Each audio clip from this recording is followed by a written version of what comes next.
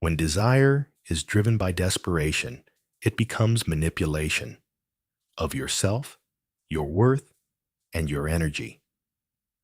In the next hour, this audiobook will show you how to manifest from a place of truth, not desperation. Because real manifestation isn't about chasing what looks good, it's about becoming what feels right.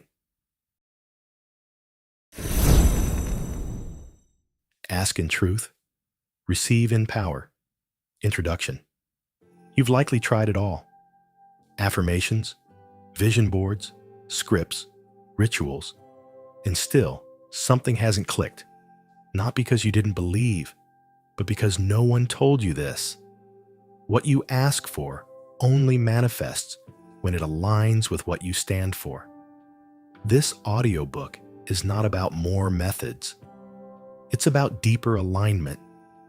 Because you don't manifest through performance, you manifest through truth. The universe, God, the divine, whatever name you give it, doesn't respond to what you say. It responds to who you are when you say it. When your desire rises from truth, it carries power. When your asking is clean, clear, and aligned, you don't have to chase. You attract by becoming. This audiobook is an invitation to stop speaking what sounds right and start asking from your soul. Because when you ask in truth, you receive in power. Let's begin. Chapter 1. When manifestation becomes manipulation. You didn't mean to drift off course. You wanted freedom. You wanted peace. You wanted to co-create a life that felt aligned and alive. But somewhere along the way, manifestation became another form of performance. Another silent pressure to get it right. Another way to fix yourself. And instead of feeling powerful, you felt exhausted. Instead of feeling aligned, you felt like a fraud. Instead of feeling divine, you felt like a failure. This chapter is not here to shame you. It's here to tell the truth. Because when desire is driven by desperation, it becomes manipulation of yourself, of your worth, of your energy. You might not have realized it at first. You repeated the affirmations. You built the vision boards. You tried to think only high-vibe thoughts. You checked every box that the manifestation world told you to. But all of it was built on top of anxiety, on top of fear that if you didn't do it perfectly, you'd miss your chance. Or worse, that you never really deserved it to begin with. And so you kept chasing. You tried to manifest love to prove you were lovable, money to prove you were safe, recognition to prove you were enough, healing to prove you were finally whole. But none of that is truly manifestation. It's spiritual performance. It's an attempt to manipulate your outer world without making peace with your inner one. Because here's the truth. You cannot lie to your energy. You can't cover fear with a pretty affirmation and call it alignment. You can't chase from emptiness and call it expansion. You can write the list. You can chant the mantra. But if your inner state is still rooted in lack, you will manifest more of that lack. Not because you're doing it wrong, but because the universe is exquisitely honest. It reflects what you are, not just what you say. The universe doesn't respond to your words. It responds to your being. And being doesn't come from how well you perform. It comes from how well you align. Alignment isn't about being perfect. It's about being true. It's about asking for what resonates, not just what impresses. So let's get honest. What are you trying to manifest? And why? Not just because it would feel good. But what do you believe it will fix? What part of you is hoping that success, love, or visibility will finally make the noise go quiet? So many of us have been taught to use manifestation as a way to outrun our pain, to skip the deeper healing and go straight to the reward, but you can't bypass your way into true power. And the soul will always know the difference. If you feel exposed right now, that's okay. This is the first step back to integrity, because manifestation at its core isn't about creating what you don't have. It's about revealing what's always been true. It's not about attracting a fantasy life. It's about remembering who you were before fear told you to shrink. It's about stepping into the version of you who already holds the energy of what you seek. And when you're out of integrity, you try to get instead of remember. You hustle for alignment. You strive for peace. You perform for worthiness. You make vision boards from anxiety. You light candles out of fear. You visualize because you don't trust that life can still surprise you. But when you're in integrity, something shifts. Desire feels different. You're not begging the universe. You're collaborating with it. You're not forcing a result. You're following a resonance. Integrity is when your desire is rooted in truth, not in fear, not in proving, not in bypassing the work your soul is actually calling you to do. Chapter 2. The Truth. Beneath the want desire is sacred. It is not something to suppress, deny, or feel guilty about. But not every desire is born from clarity. Some desires come from wounding, others from comparison, many from fear. And when you build your spiritual practice around unexamined desire, you end up calling in things that don't fit you, things that take more than they give, or worse, things that validate your pain instead of your purpose. So here's the deeper work. Before you ask the universe to deliver, ask your soul to clarify. What is the truth beneath your want? You say you want success, but do you want to serve or do you want to be seen? You say you want love, but do you want intimacy or just relief from your loneliness? You say you want financial freedom, but do you want sovereignty or an escape from the pressure of your current life? These are not easy questions, but manifestation without self-inquiry is just projection. When you ask without honesty, you don't manifest from truth. You manifest from noise, from the chaos of what others told you success should look like, from the images you've absorbed without ever questioning whether they reflect you. Desire on its own is not dangerous, but desire without discernment can take you further from your truth. The subconscious is powerful, yes, but it is also impressionable. And if you've never slowed down long enough to examine your motivations, your subconscious may be trying to fulfill someone else's life, not your own. This is where so many seekers get stuck. They become experts in how to manifest, but never pause to ask, why do I want this? What version of me is asking for this? Do I even like the person I'm becoming in pursuit of this thing? Because there is a very real cost to manifesting out of alignment. You may get what you asked for, but it won't feel how you imagine. You'll have the success, but feel hollow. You'll be in the relationship, but still feel alone.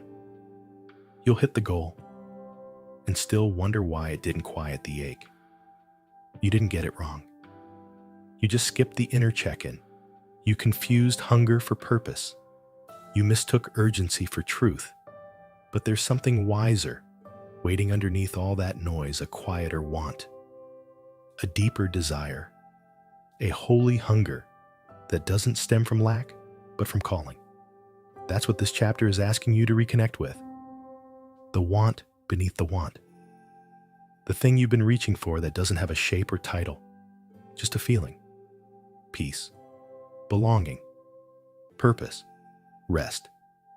Those are not things you manifest. Those are things you return to. And when you build your external desires on top of those, you create from integrity. The reason that matters is this: only what's built on truth has the power to last. If you manifest a relationship based on insecurity, you'll live in fear of abandonment. If you manifest money based on shame, you'll keep sabotaging your ability to hold it. If you manifest visibility based on unworthiness, you'll constantly question your value. The house may look beautiful, but the foundation will always reveal itself. This is why your energy matters more than your words. This is why the why matters more than the what. Because the energy that births the desire becomes the blueprint for how it arrives and how long it stays. So let's bring this into practice. Right now, take a desire you're currently holding, one that feels charged, one that you've been repeating in your mind or scripting or praying about. Now ask, where is this desire coming from? What emotion lives underneath it? What am I hoping this will give me or fix in me? Who am I trying to become or avoid becoming by manifesting this? Then go one level deeper. If the external result never came, what would I still be longing for inside myself? This is where the gold is, because once you name the deeper need, you can begin to meet it from within. When you recognize that what you're really craving is peace, you stop needing the perfect conditions to feel grounded. When you realize you're craving connection, you stop outsourcing love to unavailable people or ideal fantasies. When you understand that what you really want is freedom, you stop chasing status and start choosing spaciousness. This is manifestation in truth. It doesn't reject desire, it refines it. You don't stop dreaming big, you simply start dreaming honestly. And from that honesty, your vibration shifts, not in a forced, high vibe kind of way, but in a peaceful, grounded, magnetic way that draws in what's actually meant for you. You become the person who no longer chases, because your frequency is clear, your intention is clean, and your desire is rooted in something sacred. This is the work most people skip, but you didn't come here for surface results. You came for transformation. So ask again. Ask with new eyes. Ask from alignment, not urgency. Ask from truth, not trend. Ask as someone who is becoming, not someone who is still proving. Because when you ask in truth, you don't need to convince the universe. You simply meet it where it already lives in clarity, in power, in you. Chapter 3. Energy doesn't lie. You can say all the right things. You can script your desires perfectly, light candles at the right moon phase, recite affirmations every morning before your feet touch the ground. But if the energy behind it is misaligned, nothing moves.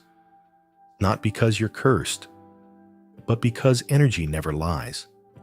Words are surface. Energy is substance. And the universe is always listening not to what you say, but to the vibration beneath your voice. It's not about being high vibe all the time. That's not realistic. You're human. You feel grief, fear, sadness, and longing. None of those emotions make you unworthy of receiving. What matters is whether you're being honest about where you are. Pretending to be aligned doesn't make you aligned. Faking peace doesn't make you magnetic. Suppressing your truth doesn't make you powerful. It just builds more static into your signal. This is why people say they're doing everything right and still feel stuck. Because manifestation is not performance, it's alignment. And alignment is a mirror. It reflects what you are, not what you wish to be. If you want to know what you're really vibrating at, Look at what you're consistently attracting, not the random miracles, not the one-off highs, but the pattern. Do you often attract people who abandon you? It's not because you're broken, but maybe a part of you still believes you're not safe to be fully seen. Do you constantly experience financial lack? It's not because you're not spiritual enough, but perhaps there's a hidden belief that abundance comes with guilt or loss.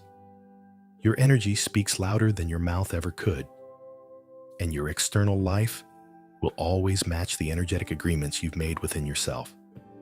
That's not a punishment. It's a compass. It's feedback.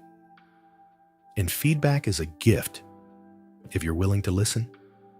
When your energy is clear, aligned, and honest, manifestation becomes natural. It doesn't feel like striving. It feels like remembering. You become the kind of person who draws things in simply by existing in truth.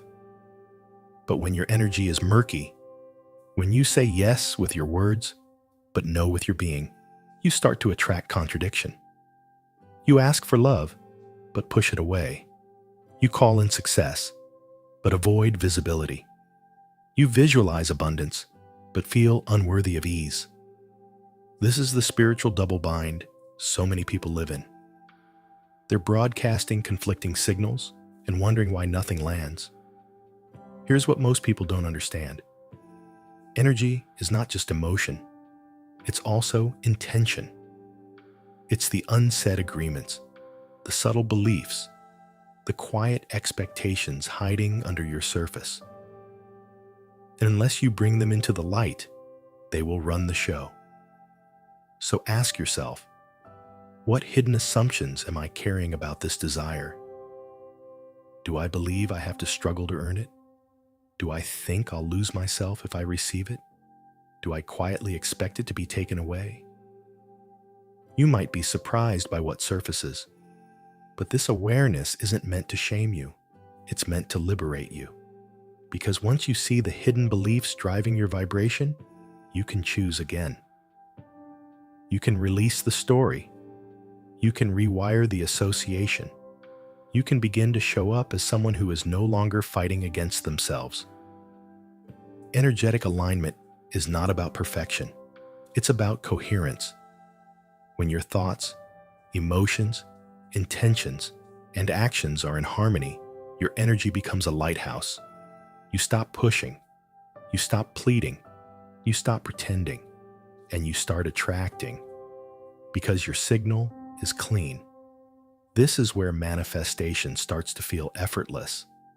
Not because life becomes easy, but because you are no longer at war within yourself. You're not sending mixed signals. You're not masking fear with glittery words. You're not trying to trick the universe into believing you're ready. You are ready because you've become the kind of person who can hold what you're asking for. Not through force, but through alignment. Your energy is your truth in motion. It's the part of you that cannot be faked. It's the divine language the universe responds to, fluent in resonance, not rhetoric. So if you've been feeling stuck, don't ask, what else do I need to do?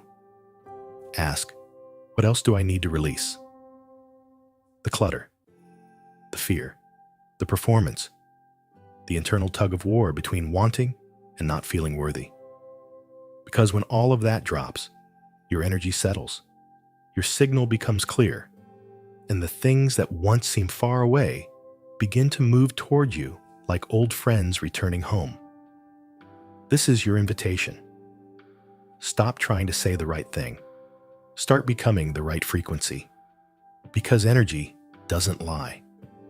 And when yours is honest, your manifestations don't delay. Chapter 4. Clean desire, clear channel. Not all desire is clean. Some of it is heavy, loaded with proof-seeking, self-doubt, and unconscious negotiation with the universe. If I get this, maybe then I'll finally feel whole. But clean desire is different. It doesn't beg. It doesn't bargain. It doesn't carry shame as its shadow. Clean desire arises from clarity, not chaos. It doesn't come from lack or panic or fear of being left behind. It comes from alignment, from that quiet knowing that what you are asking for is not a performance. It is an extension of who you are becoming. You know when a desire is clean because it doesn't agitate your nervous system. It settles you. It excites you. Yes, but in a grounded way. There's no grasping, no forcing, no obsessive checking if it's working. Just trust, just presence, just clear transmission. And that's what manifestation ultimately is, a transmission. You're either sending out a clean signal or a scrambled one. When your desire is clean, your signal is clear. And when your signal is clear, life responds. Fast, fully, and without confusion. So, how do you know if your desire is clean? Start by noticing how it feels in your body. Does it feel like lightness or pressure? Excitement or anxiety? Peace or panic? If the desire feels like an emergency, it's probably layered with emotional baggage. It's not wrong, but it's not clean. Clean desire feels like calm anticipation, like a whisper from the future, not a scream from the past. Here's a truth most people miss. A lot of people try to manifest what they think they should want, not what their soul actually craves. They borrow dreams. They manifest based on timelines they didn't choose. They chase what's shiny instead of what's sacred. And when the desire isn't yours, your energy knows. Your body resists. Your soul hesitates. The clarity fades.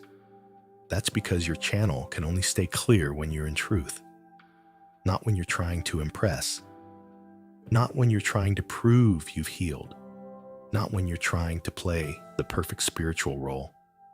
So take inventory. Ask yourself, is this desire coming from my essence or my ego? If no one else ever saw it, would I still want it? If I didn't have to prove anything, would I still be reaching for it? Who gave me the idea that this was the thing I should pursue? Let the answers be honest, even if they're uncomfortable, because discomfort is the door to clarity. When you release the borrowed wants, the ego-laced ambitions, the trauma-fueled goals, you make space. And in that space, your real desire emerges. Not the loud one, not the flashy one, but the rooted one, the holy one, the one that feels like home. Clean desire doesn't grasp.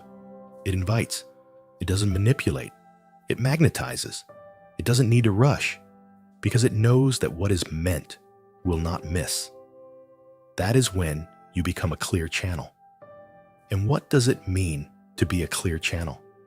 It means your intention, your frequency, your identity, and your nervous system are all saying the same thing. No cross signals, no inner yes and outer no. No spiritual detours wrapped in manifestation language. It's coherence. And coherence is what calls your manifestations into form. Not because you're forcing them to arrive, but because you've become someone they naturally gravitate toward. You're not chasing anymore. You're aligning. You're not scripting your way out of fear. You're resting in the strength of your own truth. And when you're that grounded, you don't attract what you want, you attract what you are. So if you want to call in love, become someone who embodies love. Not love as performance, but love as presence. Love as openness. Love as truth. If you want to call in abundance, embody a consciousness of sufficiency. Not entitlement, not scarcity masked with glitter, but the quiet confidence that you are already connected to everything you need. Because here's the secret. The universe doesn't give you what you beg for. It mirrors what you believe you are a match for. And when your desire is clean, your belief is unshakable. not because you're faking certainty, but because you've cleared the debris that was blocking your knowing. You know who you are, you know what you want, and you know why you want it. That kind of clarity, it's rare, it's sacred, and it's magnetic. So here's the invitation.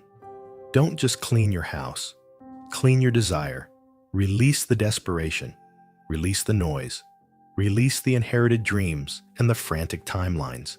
Ask for what's true, declare what's holy, and let that clarity open doors you don't have to force. Because when the channel is clear, you don't manifest through effort, you manifest through presence. Chapter 5. The Law. Beneath the Law. Everyone talks about the law of attraction. Think it, feel it, believe it, receive it. It's the headline, the hook, the promise. But few ever ask, what holds it all together? What governs the law? Because even a law needs a foundation. Even attraction has an anchor. This is the chapter where we go deeper. Beneath the trendy teachings, beneath the surface level think positive mantras, into the principle that makes manifestation real or leaves it hollow. That principle is integrity, not moral superiority, not being a good person to earn blessings, but energetic wholeness, a life that doesn't leak power through contradiction. You see, the law of attraction is reactive. It mirrors your frequency. But what creates that frequency? Your alignment, your agreements, your unspoken vows, your true north. The law beneath the law isn't about getting what you want. It's about becoming what you ask for. Because manifestation without transformation is temporary. It may give you the thing, but it won't give you the capacity to hold it. And so it slips, or it breaks, or you sabotage it not because you're unworthy, but because the container wasn't built to last. The container is your consciousness. The laws you live by beneath the surface, not what you say, but what you obey in secret. For example, you say you want abundance, but do you honor circulation? Do you live with open hands, or do you grip out of fear? You say you want love, but do you practice vulnerability? Do you let yourself be seen, or do you curate and control? You say you want freedom, but do you honor your own boundaries, or do you keep betraying yourself for approval? These are the hidden laws, the energetic contracts you've made with the universe, and they run deeper than any affirmation. This is why so many people get frustrated with the law of attraction. They're doing all the things, but something's not landing. It's not about doing more. It's about revealing the hidden rule book you've been living by.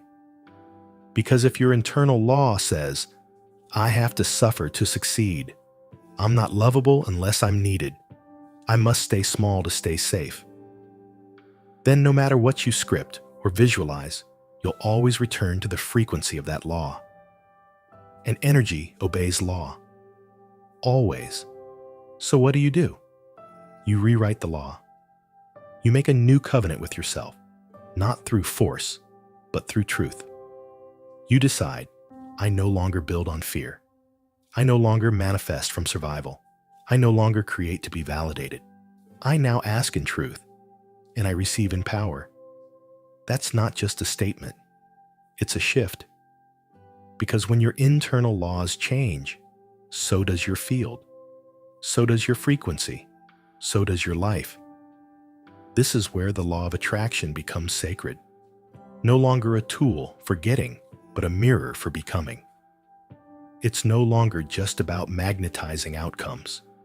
It's about aligning with principles that echo divine order. Look at scripture, philosophy, nature, all of them point to the same pattern. Life responds to integrity, to coherence, to the union of thought, word, and action. You can't just say you want something. You must become the kind of vessel that honors it. The law beneath the law asks, can you carry what you've been crying out for? Because when you can, it arrives. Not because you forced it, not because you manifested perfectly, but because you became the living match. You didn't hustle for it. You held space for it. This is where faith and frequency meet, where belief is not just wishful thinking, but a blueprint etched into your being. This is what Jesus meant when he said, according to your faith, let it be done to you. Not according to your words, not according to your rituals, but according to the energetic truth you walk in. That's the deeper law, the law of becoming. So ask yourself now, what laws am I unconsciously obeying? What agreements have I made with fear? What inner rules have shaped my reality more than my prayers? And then rewrite them. Make new laws, sacred ones, ones that honor who you truly are and who you are becoming. You are not just a creator, you are a covenant keeper. And your manifestations are a reflection of what you've declared sacred inside your own being. So don't just chase what you want. Anchor it, honor it, become it. Because once you align with the law beneath the law, your life won't just change. It will stabilize. It will hold. It will flourish. And the universe will no longer have to guess what you're ready for. It will know. Chapter 6. Faith as Frequency. Faith isn't just something you have, it's something you transmit. Not a thought, but a tone. Not just belief in your mind, swing, but a vibration carried through your entire being. This is the missing piece for many seekers. They try to think themselves into alignment. They say, I believe. They chant it, write it, post it. But beneath the surface, their nervous system is still clinging to doubt. Because faith, genuine faith, is not a performance. It's not blind. It's not forced. It's not recited through clenched teeth and tearful eyes as you try to convince the universe you're ready. Faith, when it's true, is a resting state, a deep, cellular knowing. A quiet frequency that hums, I don't know how, but I trust. I don't see it yet, but I'm held. I'm not there, but I'm already becoming. This kind of faith doesn't panic when the manifestation hasn't arrived. It doesn't spiral when things seem quiet. It doesn't crumble at delay, because it's not built on outcomes. It's built on alignment. That's why we say faith is a frequency, not just a feeling. Feelings rise and fall. Thoughts race and scatter. But frequency, it steadies you. It shapes the atmosphere around you. It becomes your baseline. And when your baseline is faith, you stop chasing signs. You stop begging for confirmation. You stop needing constant reassurance from outside sources. You become the evidence. You carry the proof. Your life begins to echo a quiet, sacred confidence that says, I'm already in motion. I don't need to force what's already mine. Now, let's be clear. Faith doesn't mean passivity. It doesn't mean you sit in a room waiting for heaven to drop blessings on your lap. Faith moves. Faith prepares. Faith walks even when the path is invisible.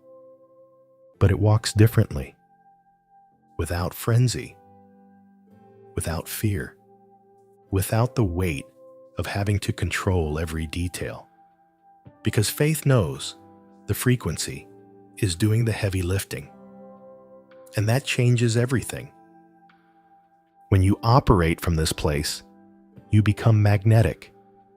Not because you're trying to be, but because your energy is uncluttered. Your vibration becomes a clear yes to the life that is already trying to reach you. You become like the woman who prepares the guest room before the visitor arrives. Not because she saw the car in the driveway, but because she knows, deep in her spirit, they're on their way. That's faith as frequency. It's preparation as prayer, stillness as certainty, readiness as resonance. So how do you cultivate this frequency? Not by faking it, not by repeating affirmations you don't believe, but by building trust layer by layer. Trust in yourself, trust in the divine, trust in the unseen rhythms that are working in your favor. It starts by remembering the times you were held before, when things fell into place you couldn't have planned, when a door opened the moment you released control, when grace surprised you in your weakest hour. Those weren't random. They were echoes of the truth. You are never manifesting alone. There is intelligence moving with you. Call it God, call it source, call it life, but it has never stopped listening, only waiting for your signal to match its answer. Because here's the thing, the universe doesn't respond to desperation. It responds to frequency. And faith is the frequency that says, I am available to receive without demanding proof. It is the posture of surrender, not giving up, but giving in. Leaning into the knowing that something wiser holds the blueprint. So if your faith has been feeling brittle, if you've been treating manifestation like a test you keep failing, pause. Return to your breath. Return to your center. Return to the frequency that says, it's safe to believe again. Not because it guarantees a result, but because it guarantees alignment. And when you are aligned, you can't help but draw in what belongs. Not through force, but through resonance. That's the quiet power of faith. It doesn't shout. It doesn't hustle. It doesn't grasp. It becomes. It prepares. It knows. This is your invitation to move out of wishful thinking and into energetic certainty, to shift from visualizing outcomes to embodying readiness, to replace frantic affirmations with still grounded truth. Because when your faith becomes frequency, you don't chase what you want. You become what it recognizes. Chapter 7. Receive without resistance. You've asked. You've aligned. You've even begun to believe. But now comes the part most people never prepare for. The part where it actually arrives. And strangely, this is where resistance often begins. We think the hardest part of manifestation is the waiting. But sometimes, the hardest part is receiving. Because to receive requires openness. It demands space. It calls you to let go of the struggle identity you've carried for so long. So many people unconsciously block the very blessings they asked for. Not because they're unworthy, but because they're unfamiliar with ease. They prayed for peace, but now that it's quiet, they feel anxious. They manifested love, but now that it's safe, they want to run. They asked for overflow, but feel guilty for having more than others. This is what resistance looks like. Not slamming a door shut, but quietly keeping one foot out. Just in case. Just in case it disappears. Just in case it's a test. Just in case you were wrong to believe it could be this good. This is the final barrier to manifestation. Your capacity to let it in. Because manifestation isn't just about attracting, it's about allowing, holding, becoming a space where blessings can land and linger. So ask yourself gently, where am I still guarded? Where do I flinch when goodness comes close? What am I afraid will happen if I truly receive?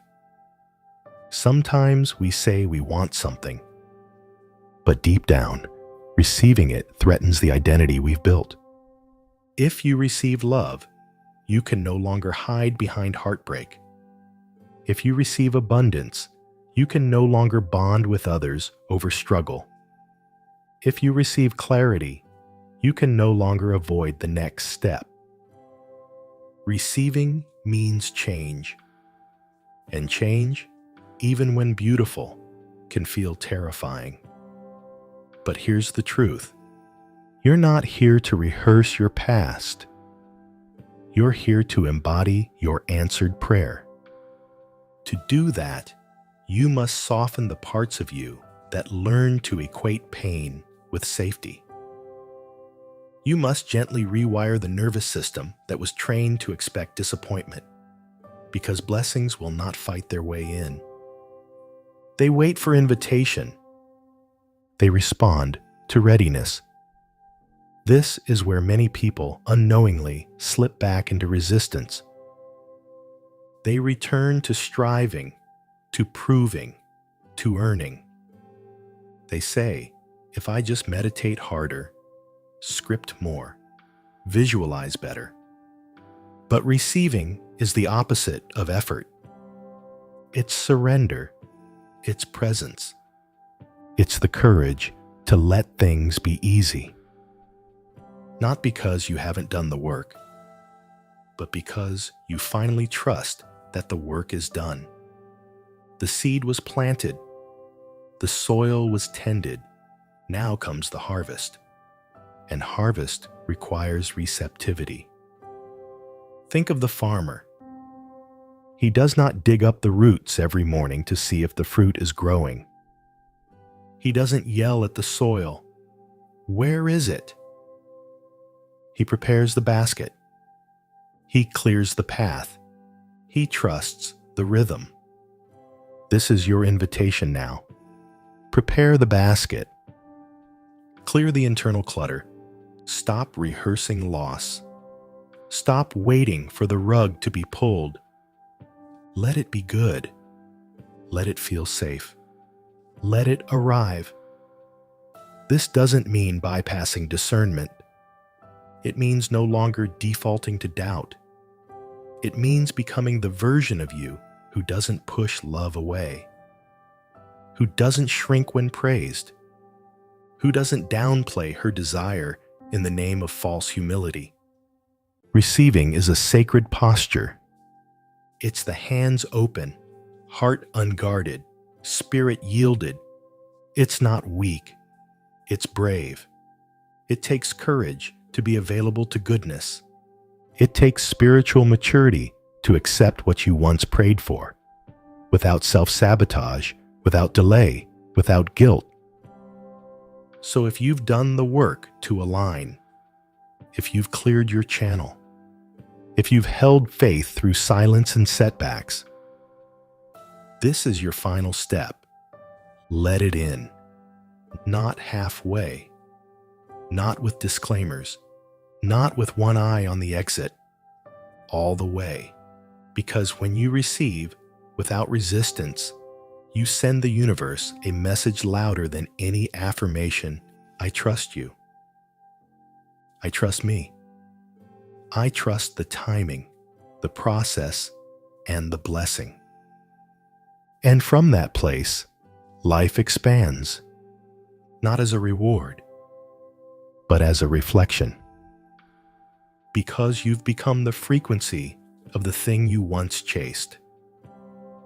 You're not just a powerful creator, you're a holy receiver. And your openness becomes your prayer. Your allowance becomes your alignment.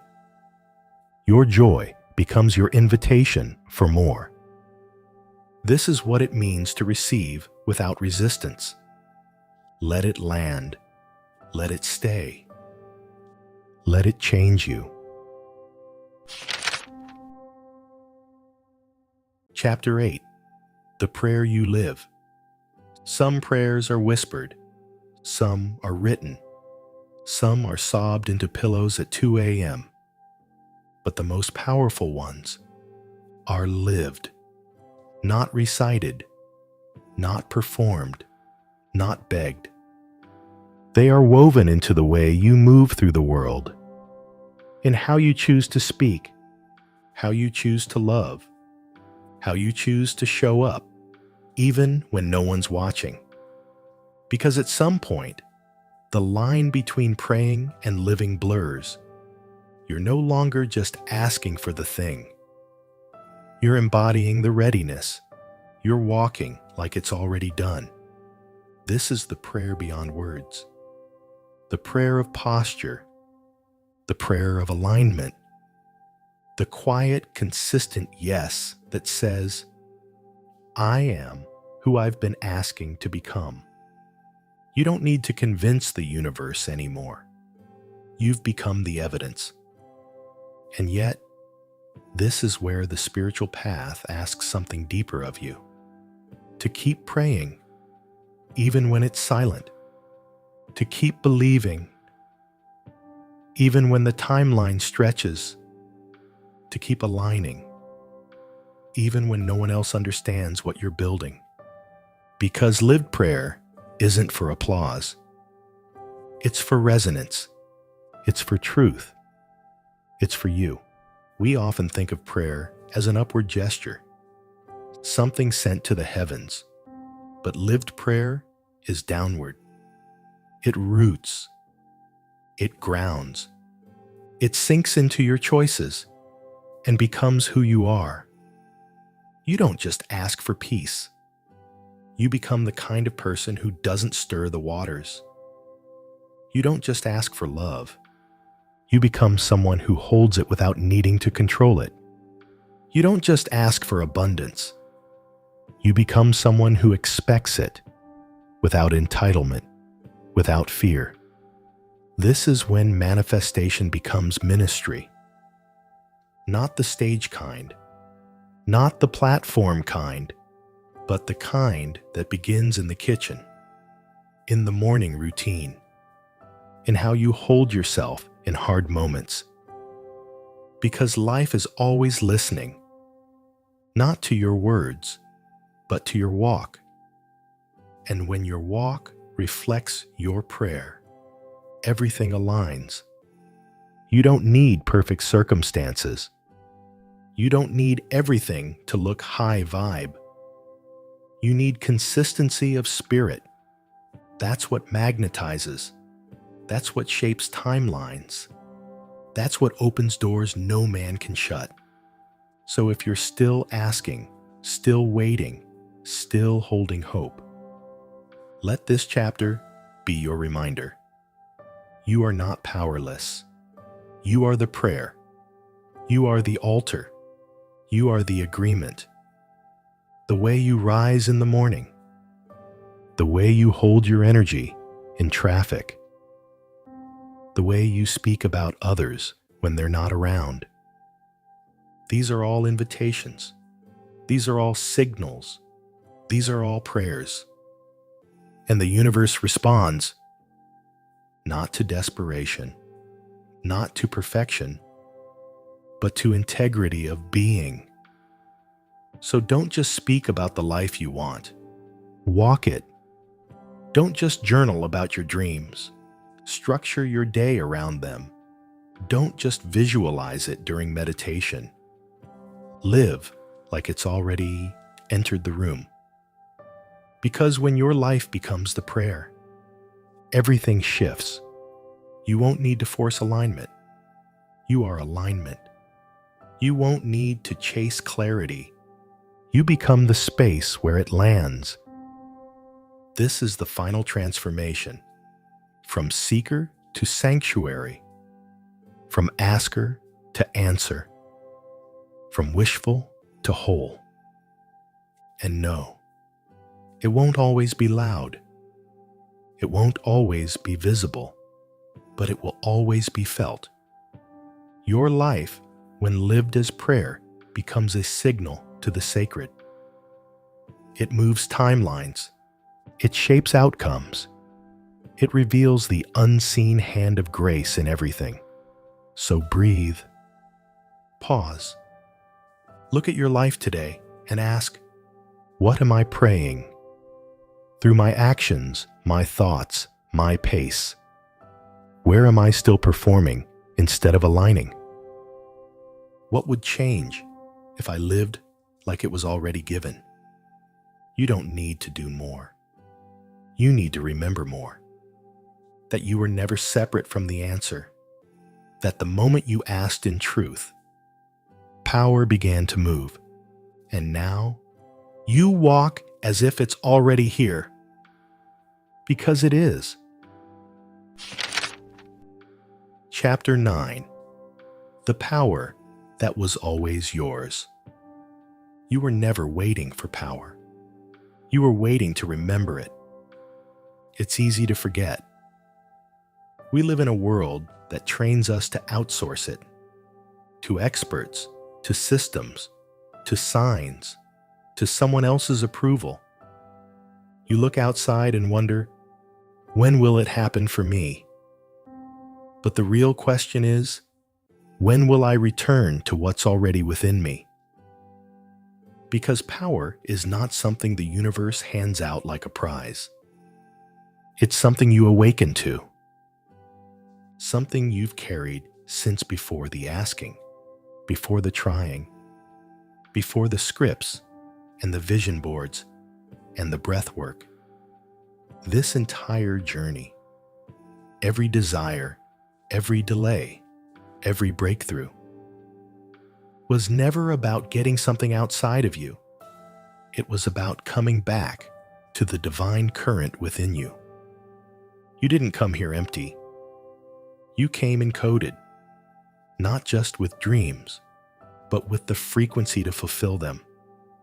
That's why nothing truly works until you return to alignment. That's why you can try every technique, every trick, every trend. But until you claim your power, it feels hollow. Because manifestation isn't magic.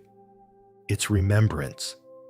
It's the art of saying, I no longer abandon myself to get what I want. I no longer chase things that require me to dim. I no longer perform to feel worthy of receiving. You don't need more proof. You need more permission.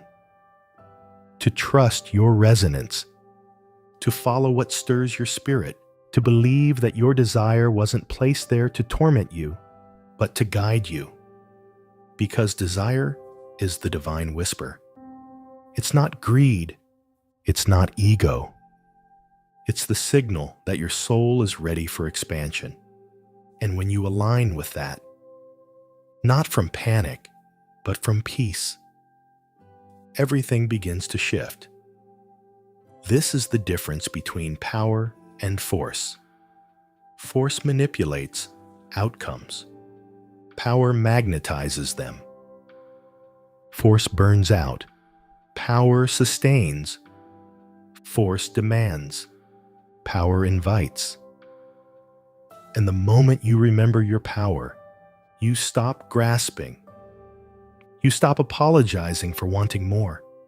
You stop watering yourself down to make others comfortable. You stand tall in your essence. And that, more than any technique, is what the universe responds to. This chapter isn't here to give you another tool. It's here to remind you of your nature. Because when you reclaim that, Your very presence becomes a prayer. Your intention becomes law. Your life becomes aligned. The most powerful people are not the loudest. They're the most coherent. Their energy doesn't contradict itself. Their yes means yes. Their no is honored without guilt. They don't beg the universe. They partner with it. So ask yourself, where have I forgotten my power? Where have I handed it away in the name of fitting in or being liked? Where have I waited for someone else to confirm what I already know? And now, call it back. Not with anger, not with shame, but with sacred certainty. I return to the seat of my soul. I reclaim the voice I silenced. I honor the knowing I once ignored, because your power was never lost. It was just buried beneath the noise, beneath the programming, beneath the idea that you had to become something else to be enough. But here's the truth. You're not manifesting to become powerful.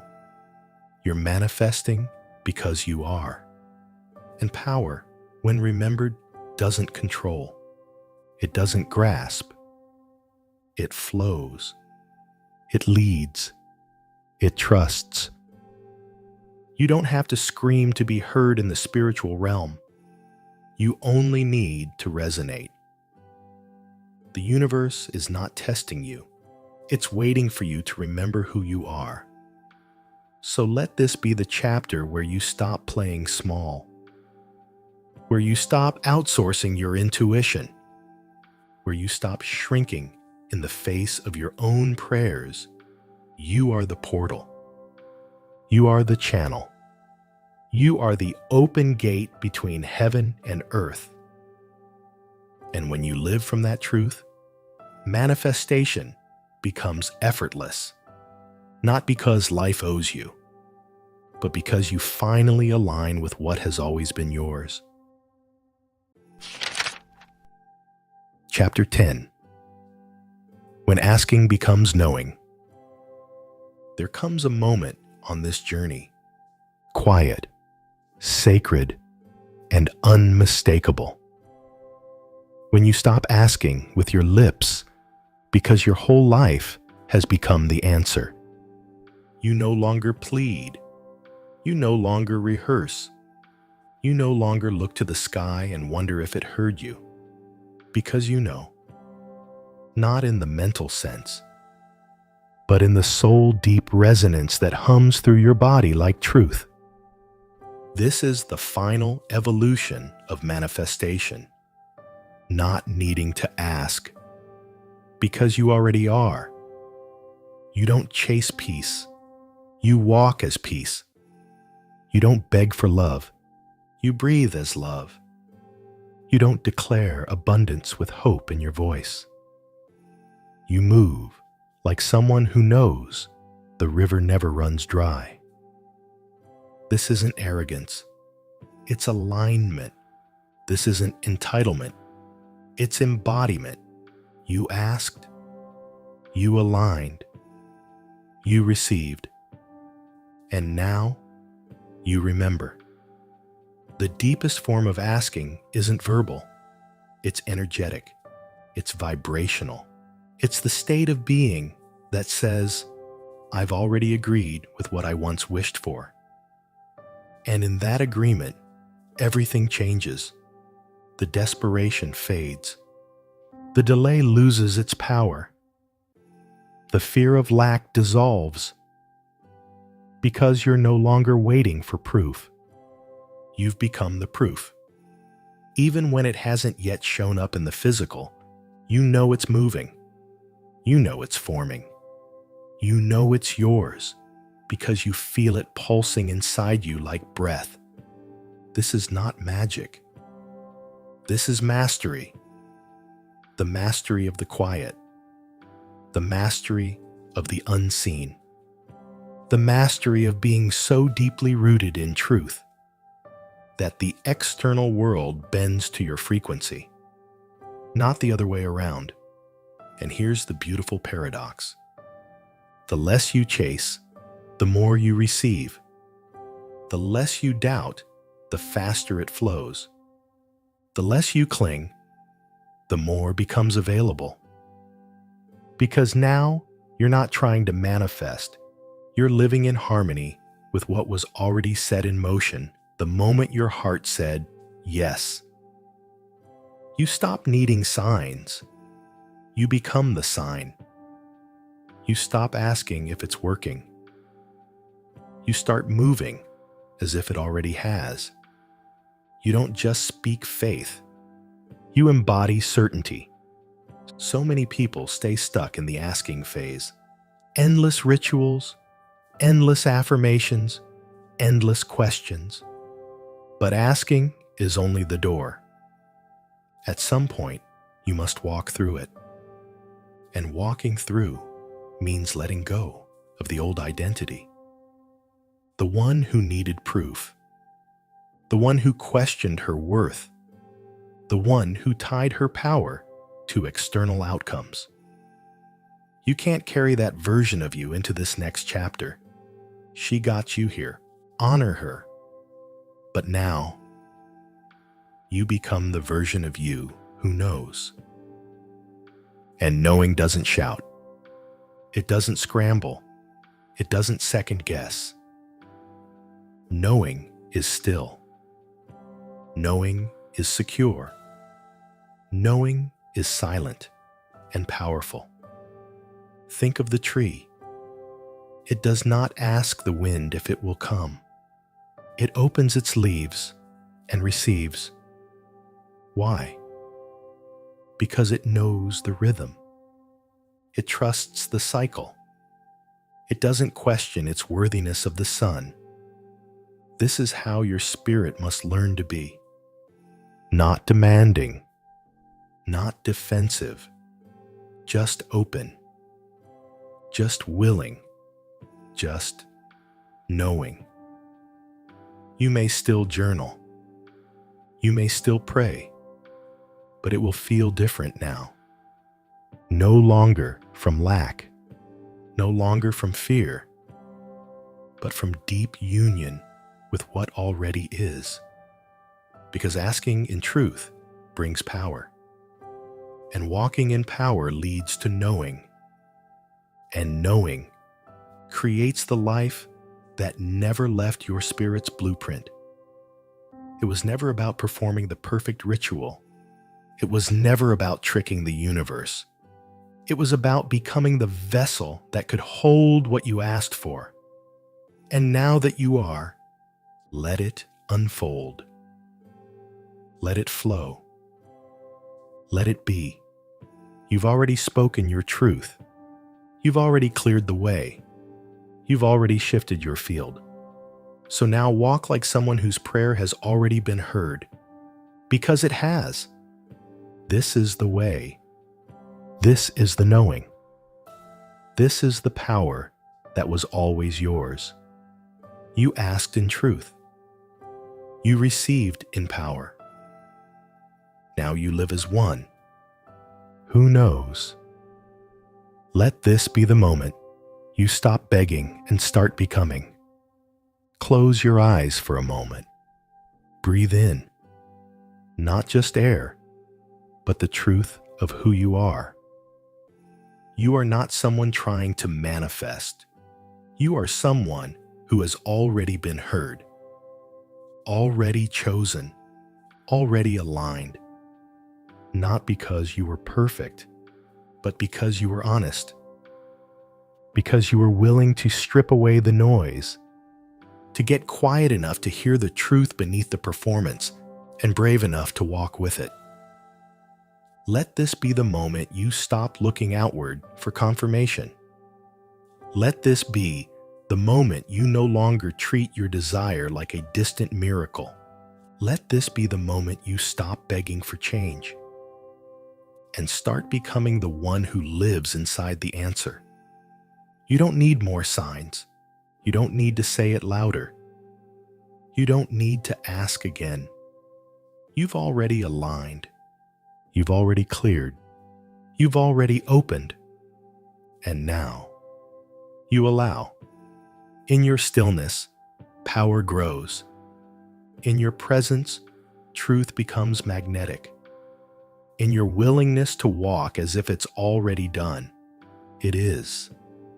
So walk softly, but walk boldly.